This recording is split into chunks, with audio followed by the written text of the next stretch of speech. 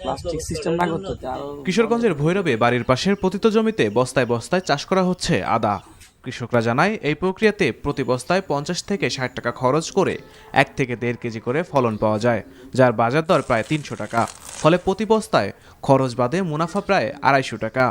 অল্প খরচ আর স্বল্প শ্রমে বেশি লাভ হওয়ায় এই চাষে আগ্রহ বাড়ছে চাষিদের। 72 বস্তা আদা চাষ করছি।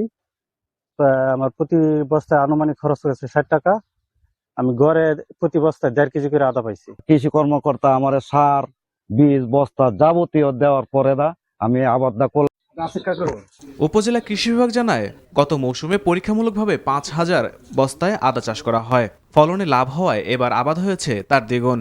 অনাবাদী যে পতিত জমিগুলো আছে, যেখানে যে জমিগুলো খালি থাকে, ছায়াযুক্ত স্থান, এই জমিগুলোতে খুব সহজেই বস্তায় আদা চাষটা করতে পারে এবং একবার বস্তায় আদা চাষ করার ফলে ওই বস্তায় পরবর্তী বছর আবার চাষ করতে পারে, যার কারণে এটি খুব লাভজনক।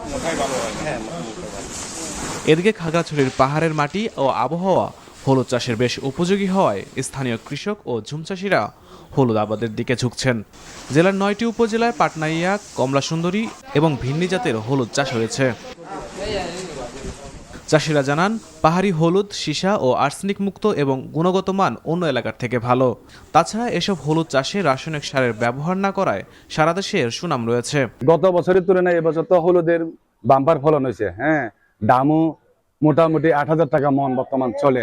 গত বছর তো 6000 60,000, এবছর 80,000 পাইছি। জেলা কৃষি সম্প্রসারণ বিভাগ জানিয়েছে 2024-25 অর্থ বছরে 9টি উপজেলায় 4851 হেক্টর জমিতে 21580 মেট্রিক টন হলুদ উৎপাদন হয়েছে। খাগড়াছড়ি অত্যন্ত উর্বর একটা হলুদের চাষাবাদের এলাকা।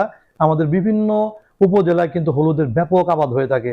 এখানে একটা বিন্নি হলুদ আছে, এটা আমাদের পাহাড়ি এলাকার লোকরা করে। এটা আমরা নিজেরা ব্যবহার করেছি, চমৎকার। এটার আপনার কালার রং সব দিকে ভালো। Imrul Kayes, NTV news desk.